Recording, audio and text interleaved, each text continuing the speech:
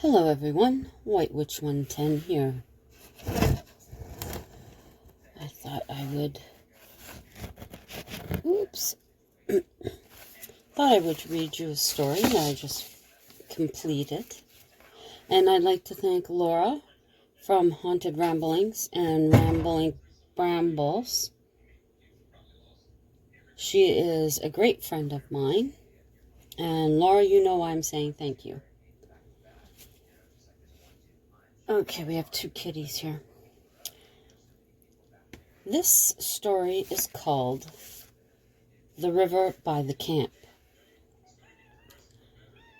Miss Pearl, I did a little video. I'll attach that to this video of the story. Yes, baby girl. Mommy gonna read, okay? Yeah, no, you stay down there. Hang on. Okay. The sun rose above the silhouette of concrete buildings in the distance. Yellow, blue, and purple came alive in the sky. The hues of blue above made me smile. I sat with my tea to enjoy what nature presented before me. The intense yellow sphere made her debut like a baby's first smile. There was a hint in the air of the warmth to blanket us this day. Things usually felt off balance as summer arrived. This year was no exception. Dale and I had been counting the days to break free of our winter clothing so cumbersome. Feeling light as whipped cream, we nearly danced along our street in jubilation. These types of mornings gave energy to take the day and make it ours. No one else mattered at this point of the morning. Birds were singing and squirrels collecting their breakfast. We managed a deep breath of dew, strong atmosphere. We stopped to admire a million rainbows, and each drop positioned on long blades of grass. Tiny glistening balls of water sat happily on dandelions. It is a glorious time full of magic and wisdom. Strolling alongside the river, the reflection of the trees is an inspiration. The ancient willow dips her branches into the chilly, dark water. I treasure every moment of these early mornings. This particular day, Dale and I reminisce about late morning wake-ups in the past. We didn't regret them because it created the bliss we currently experience. On the east side of the river stood a small camp. It had been here our entire lives. Neither of us recalled noticing people there, but were sure there must have been. As teens, we would dupe each other into crossing the river to the camp. It, like all abandoned buildings, were patronized by spirits. I had never seen anything myself, although Dale claimed to have. I regarded the property as romantic, a quaint patch of earth for two. I had a desire to inquire as to buying the property. Unfortunately, I was unable to locate the owner, but I did not allow this to deter me. Making further query on the camp, no one recalled noticing people there. Our final conclusion, it had been abandoned way back in time. Understanding my keen interests, Dale suggested we investigate the camp more closely. Up ahead was a bridge. We would backtrack to the camp. The wood was weathered gray and had rough texture. Markings on the surface confirmed it had been constructed a number of years ago. The roof was in harsh condition. Glass panes broke by a stone. "Let's look inside," I said. The rickety door almost fell off its hinge as we disturbed its position. Dale's alert reaction saved it from collapsing. Cobwebs hung from the ceiling and dank space. Still more clung to the corners. It was terribly uncomfortable. Furniture that was there had been consumed by mold. Mushrooms had taken residence in the more obscure reaches of the interior. Nature had been reclaiming her domain. Hey,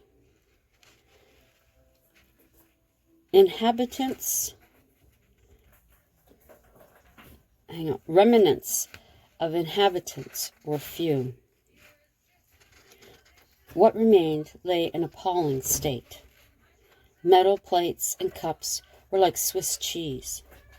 A mattress and bed frame were nothing more than rust. We were intimidated by the scope of repair required, but we were willing to take it on. Dale took quick note of items that were important to be repaired first. Water damage needs to be addressed. The roof and windows must be replaced. Then everything else can be tended to, Dale pointed out. I agreed with his list. We continued on our morning walk, appreciating the surroundings. Considering our work schedules, restoration would need to be accomplished on weekends. Dale ordered the material required for the roof. He had also taken care of the windows. Over a few months' time, we had restored the camp. We stood back and admired our dedicated work. Before us was an adorable place for two. A scattering of flowers completed the scene. Our holidays were due to begin in August. Long weekend. He and I were excited to finally spend relaxing time at the camp. Oh, hang on. Sorry about that. My throat was a bit dry. Relaxing at the camp. Friday late afternoon, Dale picked me up at work. While I unpacked, Dale started collecting wood for an evening bonfire. I sat on our simple frame bed and smiled. This is all I believed this camp could be. I poured myself a wine and grabbed a beer for him. I laid back in the Adirondack chair while Dale was content in his hammock. This is the life, he commented. I'm so glad we took a chance and fixed this place up. I couldn't agree more with him. Our vision was of lazy days and star-packed nights. We felt satisfied and safe. Dale brought out our small BBQ for hamburgers, and I made potato salad. The sun set below the maples. The air cooled quickly. Dale pulled a wool blanket from the trunk. You can use this as your bonfire blanket, he told me. It was red and black check. I wrapped myself up in it, smiling. We lounged, united under the darkening sky. Stars appeared in clusters, flickering in brilliant white. Not aware of the length of our dozing, though it was delectable. It was a delectable sensation. It was a quiver which woke us. Time to go to bed. Dale extended his hand to assist me out of the chair. He extinguished the fire, locked the door, turned off the lights, then slipped under the crafted quilt. It was the most pleasant long weekend. Our time was spent kicking back and hiking. Delicate yellow buttercups, thistles, and chicory bloomed along the trail. Beautiful purples complemented the yellow. Thoughts of the city were non-existent. We viewed this spot more like home. This was our dream, just like numerous others in society, breaking away from the asphalt jungle. During the overnight hours, There was a distinct splash in the water. Dale thought it a fish or an animal at the edge. It actually didn't matter. We were inside. Returning home, there was a buzz regarding fishermen in the river. It appeared something had snagged their lines, thrusting their poles under water. The metal reels were found by magnet fishers at the mouth of the bay. Maybe that's what we heard. The beast that stole the poles, Dale teased with a hint of truth. Could very well be. Maybe we should try fishing next weekend, I suggested. He agreed. That week, reports by fishermen continued to bombard the news station. Reporters were sent out to cover these experiences. Imagine our surprise when the background of one such report featured our camp in the foreground. Our excitement and pride promptly turned to concern. There appeared to be a person peering out of our window. I pointed it out to Dale. Has to be matrixing. There's no way anyone can gain entry. I blurted it out. They can if they're a ghost. Slowly he turned his head towards me. You're serious, aren't you? Yes, I am. Think about it. We don't actually know the age of the camp.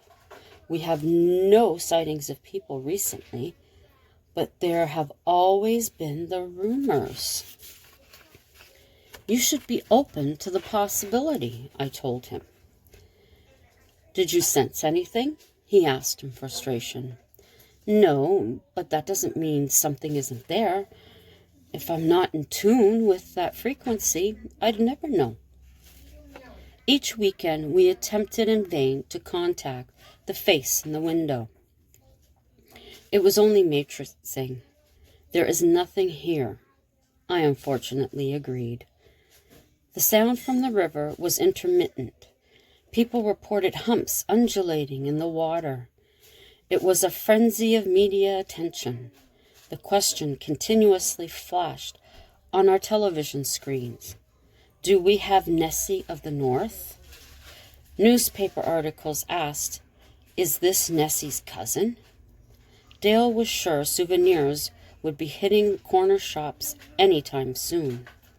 For once, I felt no excitement at the mention of the cryptid in our area. If anything at all, I was annoyed at the influx of populace vying for hotel rooms.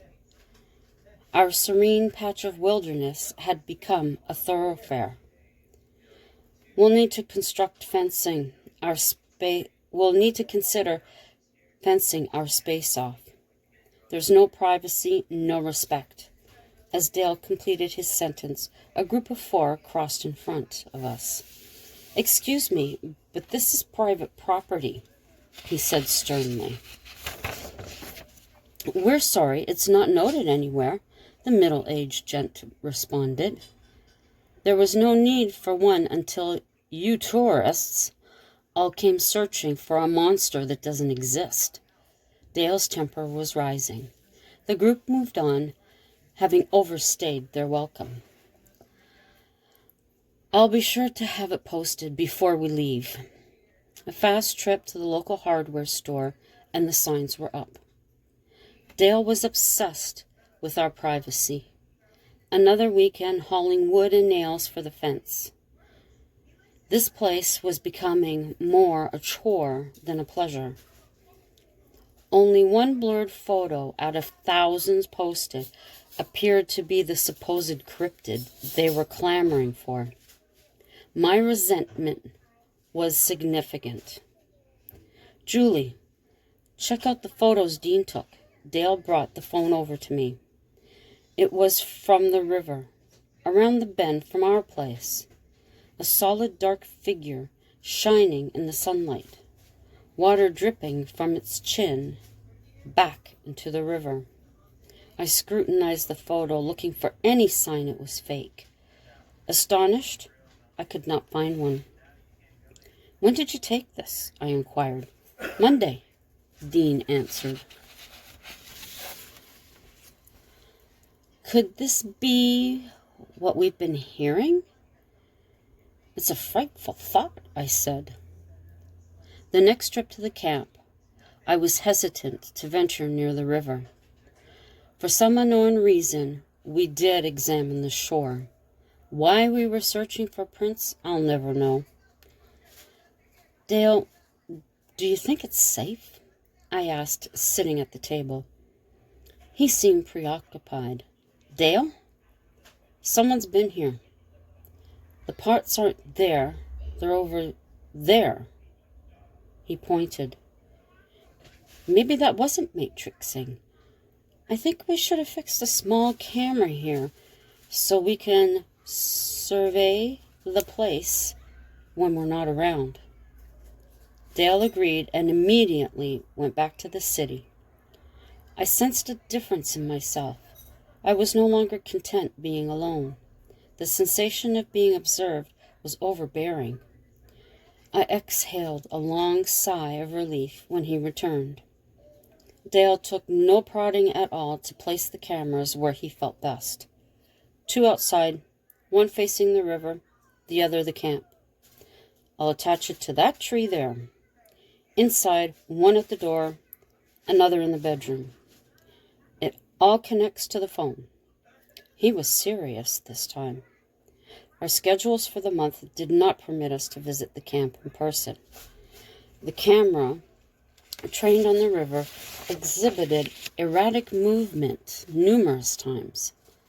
There clearly was something in that water. Video from the camp was uneventful. We were at a loss to explain the couple of experiences we had. My concern was how our peaceful slice of wilderness was changing. People trampling the magnificent foliage. The Parks Commission must react to this ignorance of non-residents, though the hysteria would soon end. This was all thanks to one lonely tourist. A woman on a dock noticed movement in the water. It was identical to the news clips she had watched. Taking her camera, she snapped numerous shots at different distances. When examined, the cryptid was found to be a sturgeon, larger than any reported in our area before. It was a relief to everyone. For us, the destructive foot traffic ceased. We could enjoy the camp once more. I had suggested removing the cameras, but Dale wanted them to stay. Thursday evening, we were packing for our holiday at the camp. Dale was alerted to movement inside the cottage. He watched as the panel on the floor raised and slid over. He was in disbelief. A woman climbed onto the floor. She took her time rummaging through the cupboard and fridge. This person was making themselves at home. How long had this been going on for? We hadn't noticed her before. Could this be what we've been hearing? It's a frightful thought, I said. The next trip to the camp, I was hesitant to venture near the river. Oops, sorry. Wrong page. An entire new light was now on the situation. I think we should allow her the opportunity to explain, Dale recommended. It's unnerving imagining that she's been there the entire time. But how have we not noticed her before? I questioned. First off, I didn't set it to record until 2 trips ago. I haven't even scanned the footage. He turned to me. This is live. Can't you say something? I was sure he could. It would chase her off, I'm sure. I don't want to do that. I need answers as to how she made that tunnel and how long she's been there. That Friday, we took off from work on urgent business. We walked in from the secure place where the car could be left. We made careful watch from our phones. Dale had prepared a note to tape upon the window.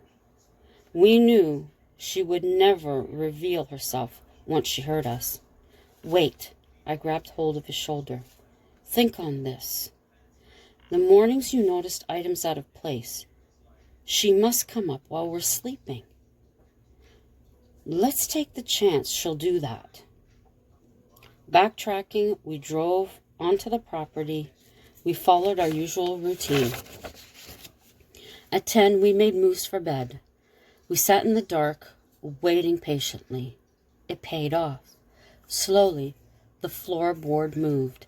A head popped up, and she climbed out. Dale moved stealthily to cut off her only means of escape. He had his hand on the board when she turned round.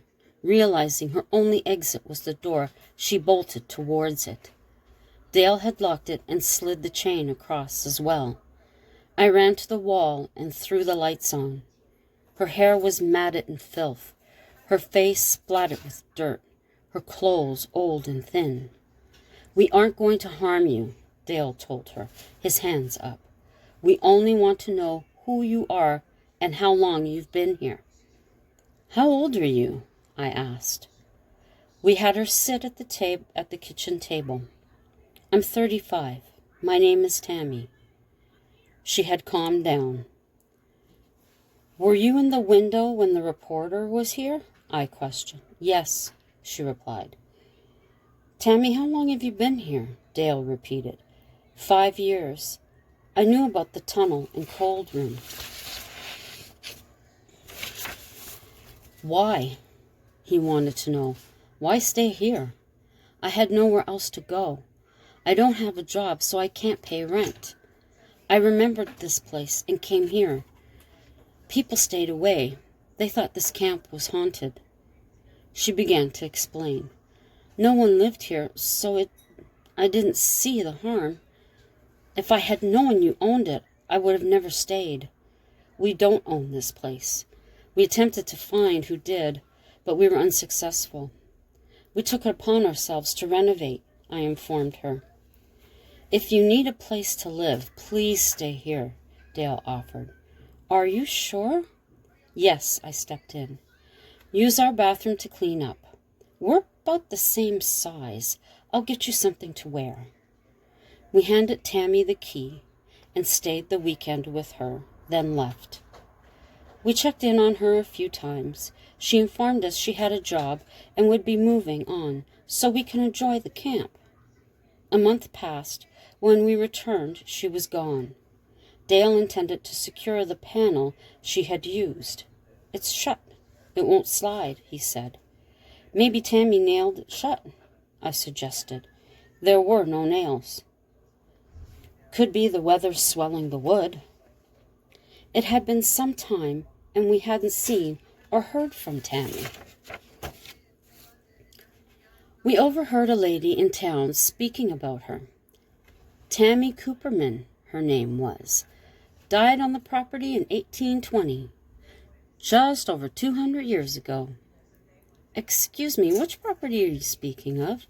My husband and I are interested in the paranormal. I stepped forward. The camp by the river around the bend. It's been renovated by someone. Looks real pretty now. Tammy can rest now. I didn't bother to inform them who we were. Who was she? The true pioneer with big dreams. She died young. The floor hatch fell. She was in the root cellar. They say she couldn't shift it. She starved to death.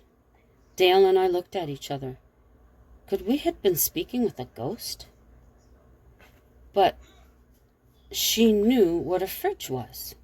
Nothing seemed foreign to her. We could touch her. She used our bathroom to clean up. How could she be a ghost? This didn't make sense. Do you have a photo of her somewhere? I inquired. Have the book right here. She turned to the first page. May I take a photo? I held up my phone. The woman said yes. Quickly, I took it over to Dale. Neither of us believed it. It was her. We had only read of incidents like this. It now happened to us. We were a part of that history forever. I hope you've enjoyed this story. Thank you for coming by. Much appreciated. Please feel free to check out my other videos while you're here. Find anything you like, give it a thumbs up, leave me a comment, share any of them out that you would like. Consider becoming a subscriber. If you do, take that extra step and click the notification bell so that you'll know the next time that I upload. Have a great rest of your evening, and until the next time, ciao for now.